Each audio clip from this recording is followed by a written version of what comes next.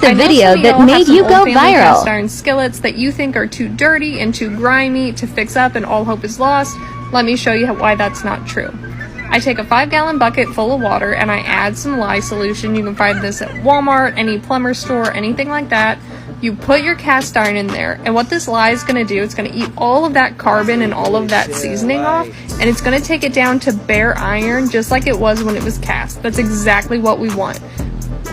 I alternate between a magic eraser and soap and water just to get all of that old nasty seasoning off there and get this down to a really dull gray color, which is what bare iron looks like. So once that's clean and your magic eraser comes away clear, you're down to your iron and you are ready to season.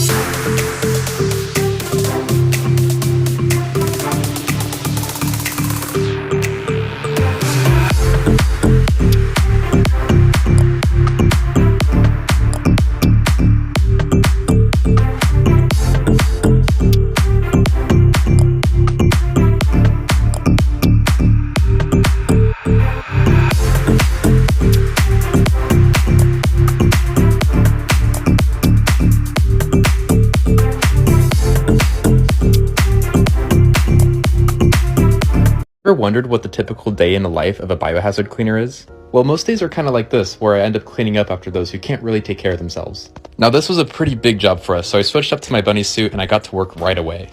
So the first step for this project was to go into the bathroom and clean up all the garbage and loose items. Getting that part knocked out first allows us to see what we need to clean in the toilet and the floors so that it's easier to disinfect. And sometimes I'll actually use this shovel, which makes it go by a lot quicker. But once we got all the trash taken care of, I went to the bathroom sink to start knocking that out. These guys can be pretty tough to clean, so sometimes I'll use my scraper here to loosen it all up, and then I'll go ahead and use my paper towels to wipe it all up and get a nice clean finish. So as I was taking care of that, my boy Evan was over here in the shower getting all that disinfected. As soon as we were done with that, I went over to the floor to start scrubbing that down. And I'm not allowed to tell you what exactly I'm cleaning here because TikTok will probably ban my account again.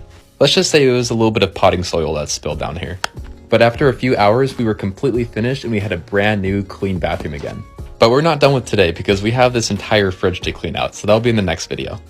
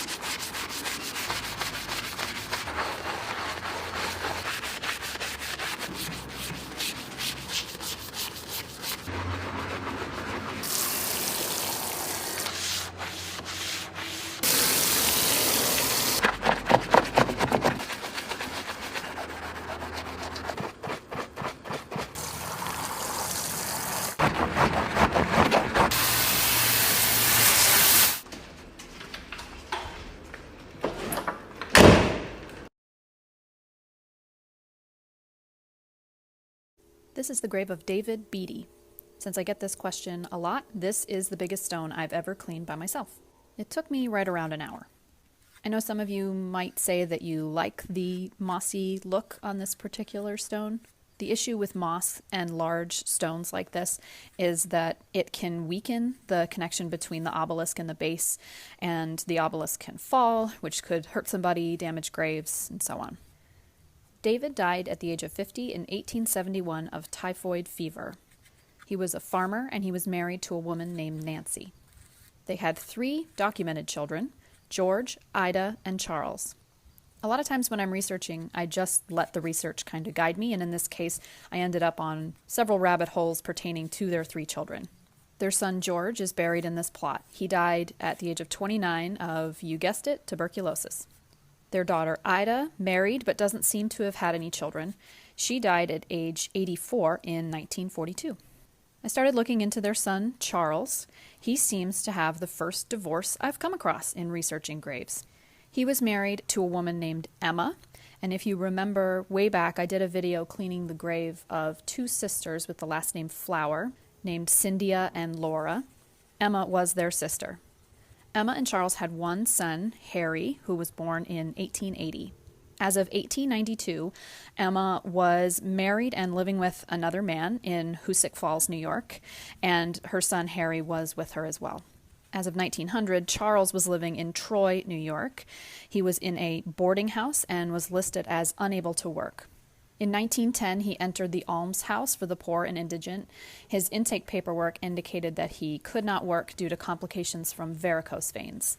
Left untreated, varicose veins can be very uncomfortable and painful and can lead to more serious problems or be an indication of a serious circulatory problem. Charles died 3 years later at the age of 57. His cause of death is just listed as a result of a fall, but I couldn't find any more details than that. He's also buried in this plot with his father and his mother. Charles's ex-wife Emma lived until 1920, dying at the age of 68. Their son Harry lived his life in Pittsfield, Massachusetts, and died in 1962 at the age of 81. The stone's come a long way in even just a week, and here's a close-up of the detail. Here's a before and after. Pause to view.